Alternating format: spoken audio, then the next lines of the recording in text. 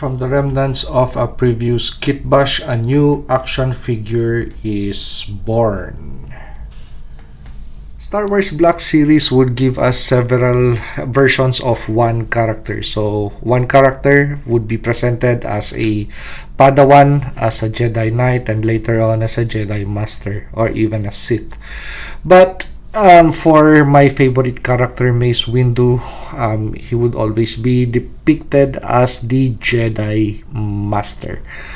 We don't have a Padawan version or a Knight version. So I decided from the parts that I already have on hand to make my version of Jedi Knight Mace Windu. So he sports a different colored lightsaber, and of course, if you take a look at the head unit or the head sculpt, the head unit still has hair. Okay, so let's identify parts on this action figure. So the head that comes from Black Panther Marvel Legends, so the first version of Black Panther. So the body, the neck, the arms, the body, the soft goods tunic, and the legs, those belong to the masked version of Kylo Ren, so the Black Series. The belt comes from G.I. Joe Classified Series Bazooka. The brown soft goods cloak or coat comes from Power Rangers in space. I think it's the Andros figure. I'm really not sure. I already forgot. Anyway, so the lightsaber, that is of course something that we don't have on board, so I have to make one. So I'm going to explain the components of this later on. Okay, so for the belt, so that is the G.I. Joe Classified Series Bazooka belt. So we just added a receptacle for the lightsaber, where to hang the lightsaber, and added extra pouches to the belt. So those pouches, this and that, those comes from G.I. Joe Classified Series Tiger Force Outback. So somehow that belt still complements the black suit of the action figure.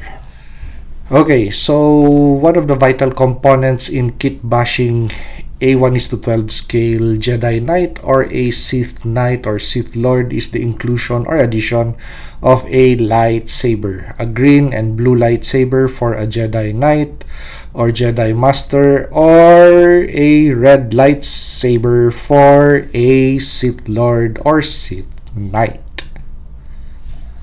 Okay, so this is a lightsaber that I just made. Okay, so let's discuss the components of this lightsaber. So the handle or the sword hilt comes from a Fortnite accessory, a melee weapon. So just pick any of the Fortnite weapons that looks like or resembles a lightsaber hilt or handle. So far, this is the one that I choose. Okay, so how about the connection point? So this gray plastic.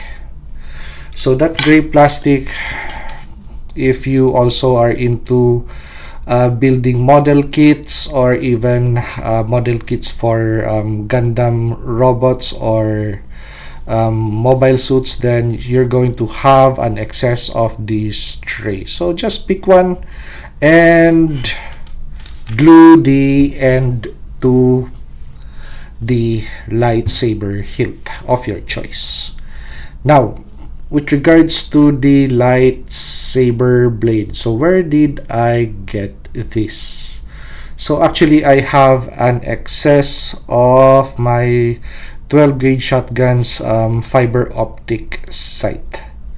So the front sight, I always keep this fiber optic rods because I always either break or it falls off the front sight.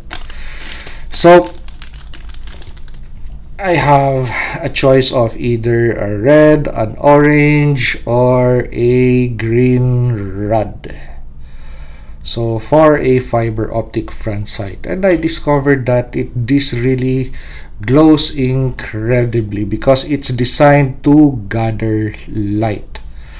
So if you take a look at that end, actually that is the end that you're taking an aim at your target, and this is the side that gathers light. So this is as you could see, it's really nice and bright, and the end is already tapered off, so that is a sharp end. So as evidence that this is fiber optic front sight, so that connection point, it still is available with the other rods that I have for spare.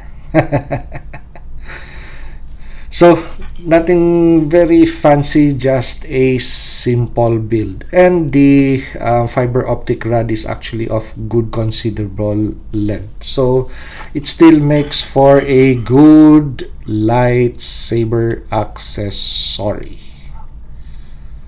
So the last obstacle that I had to resolve was with regards to the fitting of the head to the body, or the neck peg, because the opening or the hole for the head unit is actually bigger than the peg of the Star Wars Black Series Kylo Ren base body. So nothing really fancy, something that could be easily worked out with your stick glue. So just add a little bit of material to the opening or the hole on the head unit and jam that head unit onto that neck, and it's going to be a nice, perfect fit. So just reposition the head just in case that the head would either sit too low, so it has to be just at the right neck height, because if it sits too low, then the action figure would look short and stubby. So you have to, once that stick glue is still nice and warm and flexible, so just adjust the neck height and let it cool off. Once it cools off, it's going to be really nice and stable, and you're going to have multiple points of articulation. So nothing really fancy for a build, something that you could do, something that you could immediately play with and enjoy. So when inflation is really high and you find yourselves looking at toy aisles that are empty, then play with the toys that you already have on board, and actually you'll really have a lot of fun instead of chasing the wind, going after always the newest and the latest and the greatest action figures.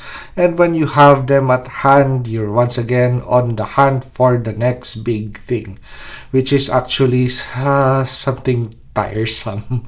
So I'd rather be playing with the action figures that I already have on board, and just making use of my imagination and skill in coming up with new action figures to play with.